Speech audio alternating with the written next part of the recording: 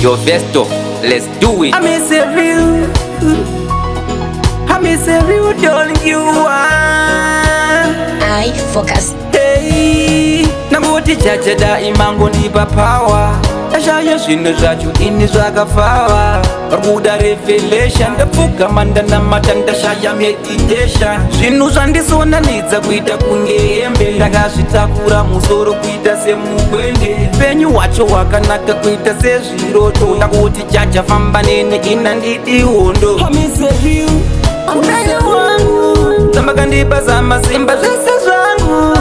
Tasakura tazunza chingotitungamira mombe dzemashanga. Mozotipedzisira zvese zvakatanga. Upenyu wangu zamakandipa zamasimba zvese zvangu. Tasakura ndazunza chingotitungamira mombe dzemashanga. Mozotipedzisira zvese zvakatanga. Ndangoti seiko ini chazvibvunzache ama just do it. Ini ndozvikunda chete ndekuda kumusoro nchadi zvepazasi. Parikuti don't bada ngavagare pasi. Vakawanda azvirabasa zvanotaura. Ini njangozhaura zvese ndazvikanzura. Ngarwandipa ngoma kuno ndozvitaura. Ini ndozvitaura.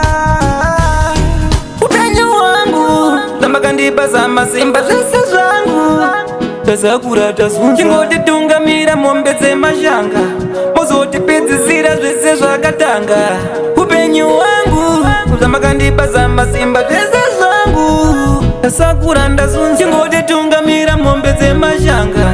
Mozotipedzisira zvese zvakatanga. Nangoti chacha daima ngonipa power.